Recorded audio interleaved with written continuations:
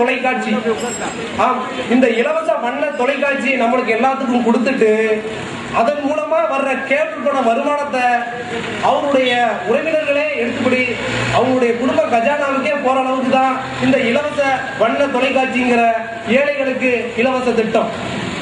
கடந்த 2006 அனைத்து இந்திய அண்ணா திராவிட முன்னேற்ற கழகத்தில் முதல்வர் அம்மையார் அவர்கள் இந்த கேபிள் நெட்வொர்க்கை அரசுடைமை ஆக்க வேண்டும் என்று சட்டம் இயற்றினார். ஆனால் இந்த சட்டத்தை உடனே எதிர்த்து கலைஞர் அவர்கள் ஆளுநரிடம் மனு கொடுத்தார். அப்பொழுது அந்த அரசு கேபிள் நெட்வொர்க் செயல்படவில்லை. ஆனால் இப்போ அவங்க குடும்பத்துக்குள்ள பிரச்சனை வந்தவுடனே என்ன பண்ணாரு, அரசு கேபிள் நெட்வொர்க் அப்படின்னு கொண்டு வர்றதுக்கு சுமார் மக்களுடைய வரி பணம் 100 கோடி ரூபாவை செலவு பண்ணி கேபிள் நெட்வொர்க்க அரசுக்கே கொண்டு வந்தாரு. அது கொண்டு வந்து எத்தனை நாளைக்கு நடந்துச்சு? ஒரு 2 மாசம் நடந்துச்சா இல்ல ஒரு 3 மாசம் நடந்துச்சா? அவ்வளவுதான். அதோட அந்த 100 கோடி ரூபாய் போயிடுச்சு. அந்த 100 கோடி ரூபாய் போயிட்டு இப்ப அரசு கேபிள் நெட்வொர்க் அவங்களுடைய குடும்ப நெட்வொர்க்கா மாறி எல்லா பணமும் அவங்களுடைய குடும்பத்துக்கு தான் போய்கிட்டே இருக்குது. அதாவது தமிழகத்துல சுமார் 2,50,00,000 கேபிள் இணைப்புகள் இருக்கின்றன. அதில் சுமார் 2,50,00,000 கேபிள் நெட்வொர்க்கு ஒரு கேபிளுக்கு 100 ரூபான்னு எடுத்துக்கிட்டா கூட மொத்தம் 250 கோடி ரூபாய் ஒரு மாசத்துக்கு 250 கோடி ரூபாய் இந்த கேபிள் நெட்வொர்க் வருமானம் அரசாங்கத்துக்கு வரும். அதே இந்த கேபிள் நெட்வொர்க் அரசாங்கத்துல இருந்துச்சுன்னா அந்த பணம் யாருக்கு போகும்? நம்மளுடைய கவர்மெண்ட் அரசாங்கத்துக்கு வரும். ஆனா இப்போ அந்த பணம் முழுவதும் யாருடைய குடும்பத்துக்கு போகுது? அதெல்லாம் நான் சொல்லி தெரிய வேண்டியதே இல்லை, எல்லாருக்குமே தெரியும். ஏன்னா இங்க இருக்கிறது எல்லாமே எல்லா நெட்வொர்க்கும் அவங்களுடையதுதான். அந்த அளவுக்கு அரசு கேபிள் நெட்வொர்க் அவங்களாவே எல்லாத்தையுமே எடுத்துக்கிட்டாங்க. அப்புறம் நம்ம நாட்டில் டாஸ்மாக். ஓகே, அதாவது இந்தியாவிலேயே தமிழ்நாட்டில் மிக உயரிய ஒரு சிறப்பு ஒன்று இருக்கிறது. அது என்னவென்றால் இந்த மதுதான். மற்ற மாநிலங்களை விட தமிழகத்தில் தான் அதிக மதுபான உற்பத்தி நிறுவனங்கள் இருக்கின்றன. கடந்த ஆட்சியில் அம்மையார் அவருடைய ஆட்சி காலத்தில் மொத்தம் 10 ஃபேக்டரி, அதாவது சாராய ஃபேக்டரி 10 ஃபேக்டரி இருந்துச்சு. ஆனா இப்போ தமிழ்நாட்டில் அதிகமா வளர்ச்சி அடைந்த ஒரு டாஸ்மாக் தான். ஏன்னா இப்ப 19 மது உற்பத்தியாளர்கள் நம் நாட்டில் இருக்கின்றனவா. அந்த அளவுக்கு மிகப்பெரிய குடியார நாடாக ஆக்கிய நம் நாட்டை ஆக்கிய பெருமை நிச்சயமா அவரையதான் சாரும். ஏன்னா அவங்க காலத்திலையும் மது விற்பனை ஆனிச்சு. எந்த அளவுக்கு மது விற்பனை ஆனிச்சு? ஒரு சுமாரா கொஞ்சம் அளவுக்கு தான் மருத்துவம் இந்த மதுபானம் விற்பனை ஆனிச்சு. ஆனா இப்ப மட்டும் எவ்வளவு வருது கணக்கே சொல்ல முடியாது. அந்த அளவுக்கு வருதா. ஒவ்வொரு நாளைக்கு தீபாவளிக்கும் பொங்கலுக்கும் வேற எதையும் கணக்கு எடுக்கிறாங்களோ இல்லையோ, தமிழகத்தில் இன்று இவ்வளவு கோடி ரூபாய் மது உற்பத்தியில் நம் அரசாங்க கஜானாவிற்கு இவ்வளவு பணம் வந்துள்ளது. இந்த பணம் மட்டும் முழுவதுமாக வந்ததா என்று சொன்னால் அது நிச்சயமாக இல்லை. பாதி பணம் தான் போயிருக்கும். மீதி பணம் யாருக்கு போயிருக்கும் யாருக்குமே தெரியாதா. அந்த அளவுக்கு மீதி பணம் எல்லாம் போயிடுமா. அதே மாதிரி பார் நடத்தினா அதுக்கு சரியான பணம் கவர்மெண்ட்டுக்கு கட்டணும். ஆனா இப்போ என்ன பண்றாங்க, பாருக்கெல்லாம் ஒன்லி மாமூல் மட்டுமே. அதுவும் அங்க இருக்கிற முக்கியமான புள்ளிகளுக்கு எல்லாம் இந்த மாமூல் என்ன பண்ணிடும், அங்க போயிடும். அந்த அளவுக்கு என்ன ஆயிடுச்சு, நம்முடைய எல்லா துறைகளிலும் முதன்மை அவர்கள் தான் என்று நிரூபித்து விட்டார்கள்.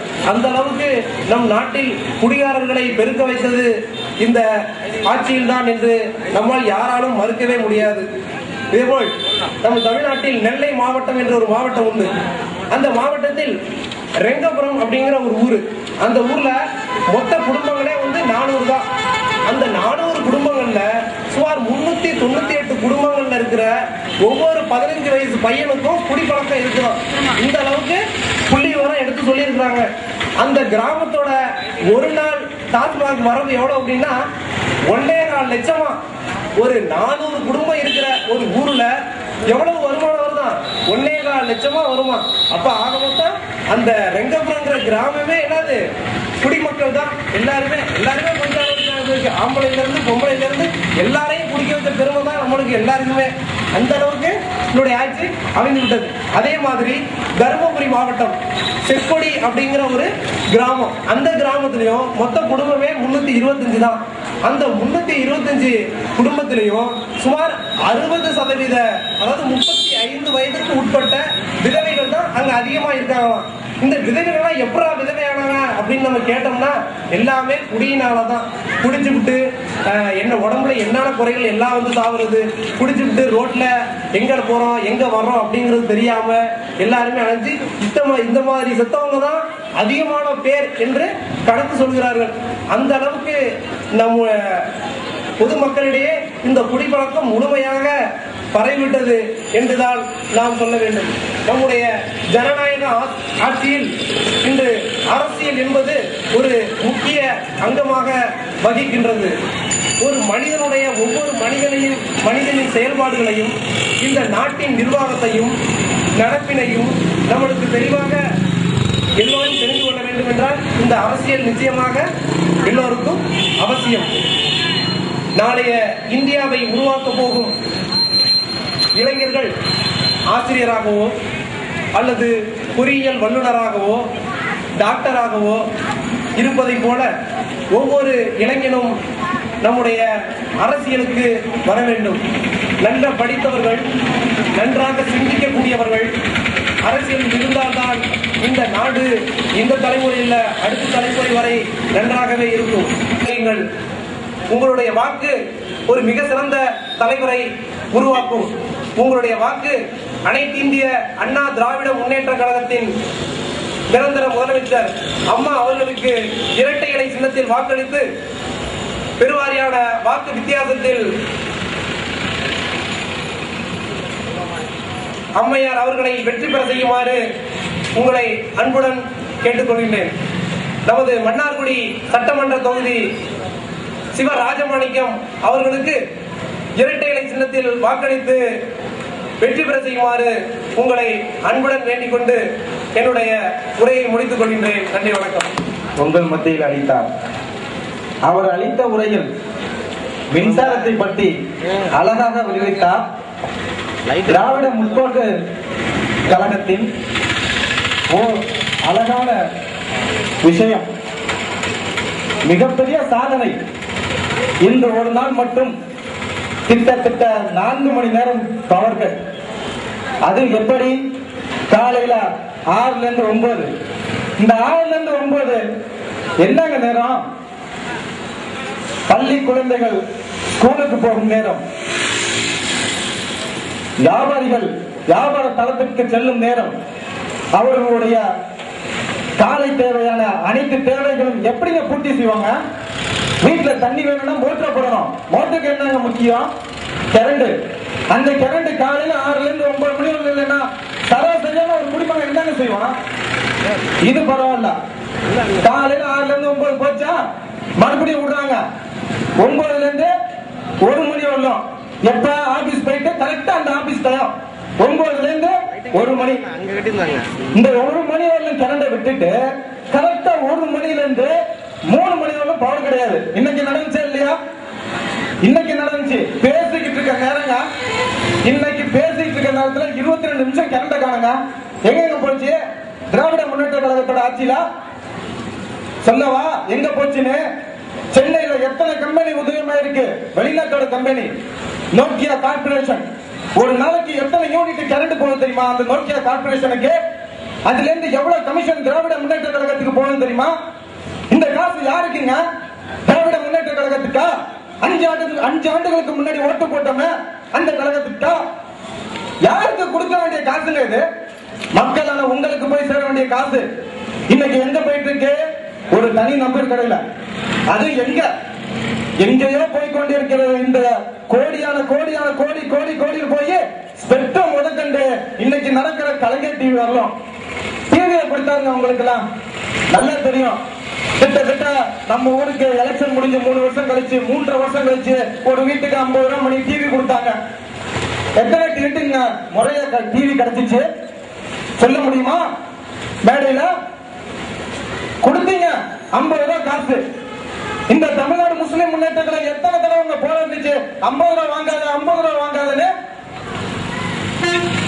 வீடு வீடாக ஏறி நோட்டீஸ் அடிச்சு ஒவ்வொரு இடத்திலும் தெருமுனை பிரச்சாரம் நடத்தி 50 ரூபாய் கொடுக்காத 50 ரூபாய் கொடுக்காதன்னு நாங்க அறிவிச்சப்ப போட்டீங்க பாருங்க. எங்களுக்கு ஒரு போடு அறிக்கிறதுக்கெல்லாம் நிப்பாட்டு. எங்களுக்கு நடந்துச்சுங்க, சரி நடந்துச்சுங்க. பேசினா பாருங்க, டிவி கொடுக்காதீங்க, டிவி கொடுத்ததுக்கு 50 ரூபாய் கொடுக்காதீங்கன்னு சொன்ன எங்களுக்கே வச்சுங்க ஒரு ஆப்பு. அதுதான் எங்களுக்கு டிவி இல்லைன்னு சொன்னது. அதுக்கப்புறம் டிவி கொடுத்தீங்க. எப்படி டிவி வாங்கினது?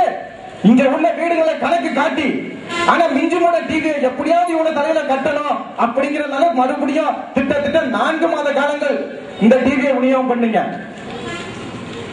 இப்படி நடந்துகிட்டு இருக்கு இந்த திராவிட முன்னேற்ற கழகத்தின் ஆட்சி. தயவு செய்து இந்த திராவிட முன்னேற்ற கழகத்தின் ஆட்சிக்கு ஒரு முற்றுப்புள்ளி வைப்போம் என்று கூறியவனாக அடுத்தபடியாக தமிழ்நாடு முஸ்லிம் முன்னேற்ற கழகத்தின் கிளை பொருளாளர் MS ஜாகிர் ஹுசைன் அவர்கள் சிறப்புரையாற்றுவார். தெருமுனை பிரச்சார திட்டத்திற்கு சிறப்புரையாற்ற வரவேற்றிருக்கிற எஸ் முகமது மாலிக் எல்லி அவர்களை வரவேற்றவனாக எனக்கு ஒரே நோக்கம் செய்கிறேன். எனது சிறிய கருத்தினை தெரிவித்துக் கொள்கிறேன். முஸ்லீம் லீக் அவர்கள் ஒரு வகையில் மனிதநேய கட்சி ஆரம்பிப்பதற்கு முஸ்லீம் கட்சிக்கு ஒரு வகையில நன்றி சொல்லலாம். ஏன்னா முஸ்லீம் மக்களுக்கு ஒழுங்கான முறையில முஸ்லீம் லீக் தலைவர்கள் செய்யாதனால மனிதநேய கட்சி ஒரு கட்சி ஆரம்பிப்பது ஆயிடுச்சு தமுக. உதாரணத்துக்கு ராமதாஸ் அவர்கள் பாட்டாளி மக்கள் கட்சி சார்பில் வன்னியர்கள் இருக்கிறது 61 லட்சம் மக்கள் இருக்கிறாங்க. அதே மாதிரி முஸ்லீம் லீக் முஸ்லீம் மக்கள் இருக்கிறது 63 லட்சம் மக்கள் முஸ்லீம் மக்கள் தமிழ்நாட்டில் இருக்கிறாங்க. ஆனா ராமதாஸ் தம்மோட சமூகத்துக்காக 31 தொகுதியை கேட்டு வாங்கியிருக்காங்க. அது தனி சின்னத்தில். ஆனா நம்ம 63 லட்சம் மக்கள் உள்ள முஸ்லீம் லீக் 3 தொகுதியை கேட்டிருக்காங்க. இதே முஸ்லீம் அப்துல் ரஹ்மான் திமுக உறுப்பினர் சொல்றாரு, முஸ்லீம் மக்களுக்காக பாராளுமன்ற உரையாற்றினா சொல்றாரு. பாராளுமன்றத்தில் உரையாற்றினா சொல்றாரு. என்ன உரையாற்றினவரு? முஸ்லீம்களுக்கு பாபர் மசூதிக்கு வழக்குக்காக போராடணும் அப்படிங்கிறாரு. அவர் போய் திமுக சார்பா திமுக உறுப்பினராக வாதாடினாரு தவிர மக்களுக்காக முஸ்லீம் மக்களுக்காக வாதாடல. போன வாரம் ஜூனியர் விடல முஸ்லீம் லீக்கோட முன்னாள் தலைவர் அப்துல் சமதோட மகள் பாத்திமா முசாபர் அவர்கள் பேட்டி கொடுத்திருக்காங்க. நாங்கெல்லாம் முஸ்லீமுக்கெல்லாம் நாகப்பட்டினத்தை பொறுப்புல போட்ட தீர்மானத்துல 3 சின்ன தனி சின்ன கேட்கறதா போட்டு முடிவு பண்ணோம். ஆனா இவங்க யாரை கேட்டுக்கிட்டு பொது சின்னத்துல நின்ட்டாங்கன்னு தெரியல. இந்த மாதிரி கட்சியோட நிலைமை போயிட்டு கட்சத்துல முஸ்லீம் லீக்கை திமுக ஒப்படைச்சிடலாங்கிற ஒரு ஆதங்கமான வார்த்தைய அவங்க சமூக மக்கள் முசாபர் வச்சிருக்கிறாங்க. அதே மாதிரி போன வாரம் அப்துல் ரஹ்மான் மீட்டிங்ல பேசும்போது மெட்ராஸ்ல நடந்த மாநாட்டை பார்த்துட்டு கலைஞர் அவர்கள் அண்ணே காதல் மொழி தம்பி, இது திமுக துணையான கட்சி இல்ல இணையான கட்சின்னு சொன்னாப்லையா.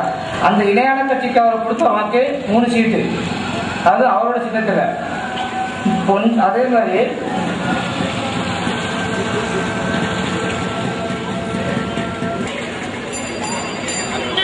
அடுத்து சொல்ல போனா 2G ஸ்பெக்ட்ரம் உள்ளது.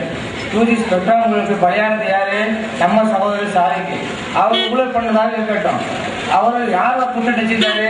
ராசாவோட வச்சிருக்கு. நம்மளால கிடைச்சது மரணம். இன்னைக்கு கூட்டணி வச்சிருக்க முஸ்லீம் லீக் காரணம் என்ன பண்ண போறாங்க என்னன்னு அல்லாஹ்வுக்கு தான் தெரியும். அதே மாதிரி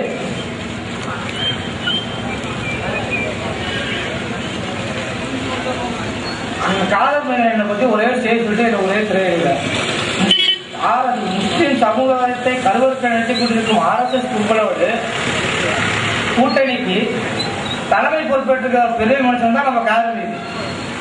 அந்த அளவுக்கு ஒரு RSS கும்பல் தலைமை இருக்கிற காதல் மீதுக்கு நம்ம எப்படி இருப்பாரு, நம்ம சமூகத்தை எப்படி காப்பாரு, நீங்களே சிந்திச்சு செயல்படுத்தி இன்னைக்கு உங்களுக்கு தெரியுது.